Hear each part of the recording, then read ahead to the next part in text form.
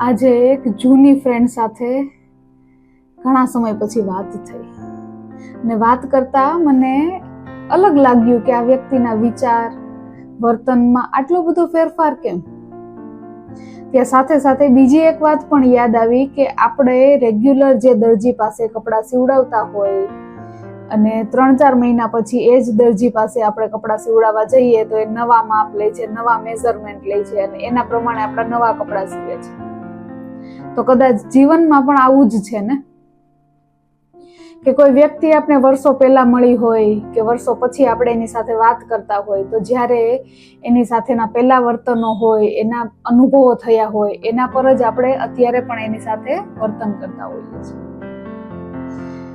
પણ જો આપણું પોતાનું શરીર પણ 3-4 મહિનામાં એક સરખું ક્યારેક નથી રહેતું તો સામેવાળી વ્યક્તિ પર એકને એક જ રહેશે, એવું ને એવું જ રહેશે, એવો કેમ ભરોસો કરવો? એટલે આપણા પોતાના વિચારો બદલાય છે એમ કદાચ સામેવાળા વ્યક્તિના પણ બદલાતા હોય ને. વ્યક્તિ ભલે તમારા ગમે એટલું નજીકનું કેમ ન હોય, પણ સમયાંતરે એની ચકાસણી તો કરવી પડશે. દરજીની જેમ નવા મેઝરમેન્ટ તો લેવા જ પડશે.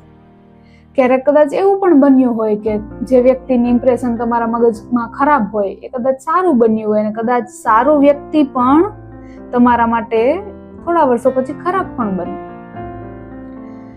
તો દરજીની જેમ માપ લઈને વ્યક્તિની ચકાસણી તો કરવી જ પડશે, નહીતર અજાણતા આપણે પોતાની નુકસાની કરી બેસવું અને કદાચ સામેવાળાની પણ ક્યારેક કરી બેસવું. એટલે જીવનમાં જરૂરી એ તો છે જ કે કોઈ પણ વ્યક્તિ હોય ચકાસણી તો કરવી જ પડશે.